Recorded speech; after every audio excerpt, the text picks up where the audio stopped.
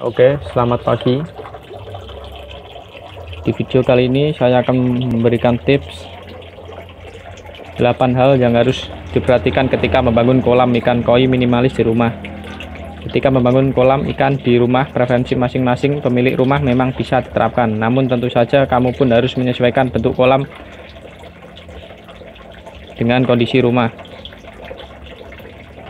Yang pertama, pilihlah lokasi. Ada beberapa hal yang harus diperhatikan dalam memilih lokasi penempatan kolam koi, antara lain sebagai berikut. Hindari membuat kolam di dekat pohon besar. Daun-daun dari pohon besar bisa jatuh ke dalam kolam dan mengotori air kolam. Kualitas air pun bisa terganggu sehingga memengaruhi kondisi kesehatan koi. Bangun di tempat yang mudah dijangkau penghuni rumah. Apabila alasan memelihara ikan koi selain untuk memandangi keindahannya, supaya kamu bisa kapan saja menikmati keindahan koi, bangun kolam di tempat yang mudah dijangkau. Selain itu, kamu pun bisa lebih mudah dalam melakukan perawatan. Namun jangan sampai keberadaan kolam malah mengganggu pergerakan penghuni rumah.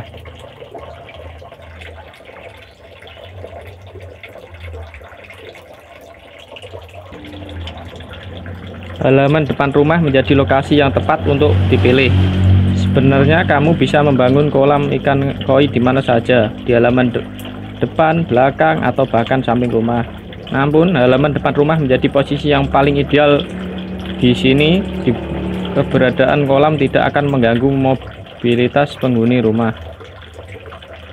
Keberadaan koi dalam kolam juga nyaman. Begitu juga dengan instalasi filter kolam menjadi lebih bagus. Yang kedua, faktor keamanan. Jauhkan balita dari lokasi kolam. Balita biasanya akan berusaha mendekati kolam bila tidak diawasi. Sangat mungkin timbul resiko terjebur atau bahkan tenggelam. Tentu hal ini sangat berbahaya. Jangan sampai pembangunan kolam koi tidak membahayakan aktivitasnya.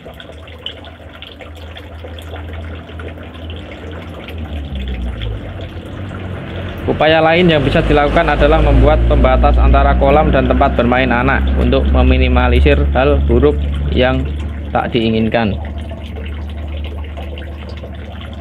Yang ketiga, jenis bahan kolam. Bahan kolam dikelompokkan menjadi dua macam. Kolam permanen menggunakan adukan semen atau kolam non permanen menggunakan fiberglass. Kolam permanen yang terbuat dari adukan semen cenderung lebih awet dan tahan lama karena sifatnya permanen. Kolam ini tidak bisa dipindah-pindah.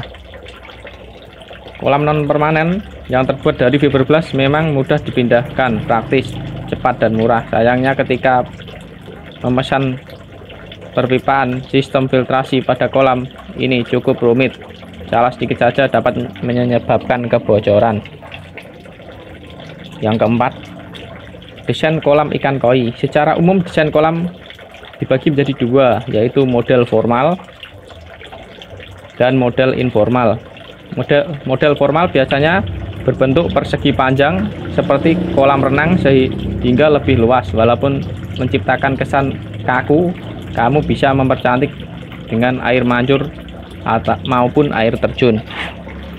Yang model informal dibuat sealami mungkin dengan dihiasi bahan-bahan alam seperti batu-batuan dan tanaman hias sebagai pemanis kolam. Yang kelima, ukuran kolam. Ukuran kolam yang dapat dibuat harus disesuaikan dengan luas lahan yang tersedia dan tergantung dari jumlah dan ukuran ikan yang akan dipelihara. Misal, kolam seluas 1 meter persegi cukup diisi 2 ekor ikan berukuran 20 cm. Kolam seluas 2 meter persegi bisa diisi 20 ekor ikan berukuran masing-masing 5 cm. Hal ini dilakukan agar ruang gerak ikan tidak terhambat. Yang keenam, kedalaman kolam. Selain ukuran, kedalaman kolam pun wajib disesuaikan dengan ukuran dan populasi koi karena berhubungan dengan kenyamanan hidup mereka. Kedalaman kolam ikan koi umumnya berkisar 1,2 sampai 1,5 meter dengan kedalaman minimal 80 cm. Namun, jika kamu memelihara koi jumbo, kedalaman kolam yang bisa dipakai bisa mencapai 2,4 meter.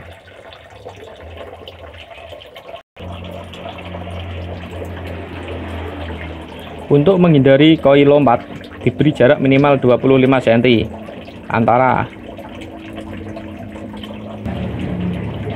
permukaan air dengan batas kolam tertinggi. Kedalaman kolam sangat penting untuk diperhatikan, sebab jika kolam terlalu dangkal, koi akan lebih mudah terkena sinar matahari. Warnanya pun akan memucat, tubuhnya tidak dapat tumbuh besar, dan kolam pun bisa ditumbuhi lumut. Sebelum sampai ke 7, kita akan memberikan koi makan dulu. Kasihan belum makan.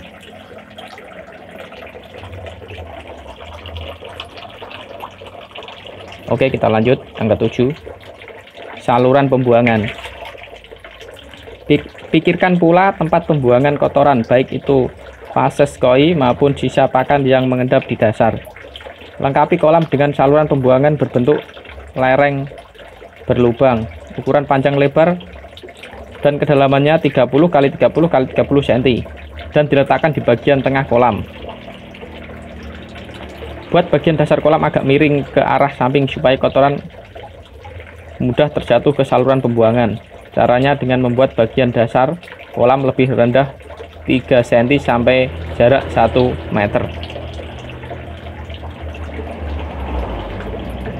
Supaya ikan koi tidak masuk dan tersangkut di dasar kolam, pasang kawat ram di permukaan lubang. Yang ke-8, penaung.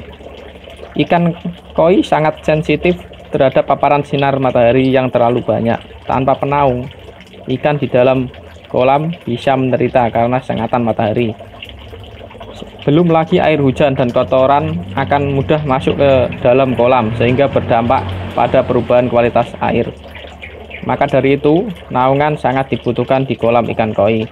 Untuk hasil terbaik disarankan untuk menutupi hampir 60% permukaan kolam koi dengan tanaman kolam terapung seperti bunga lili air.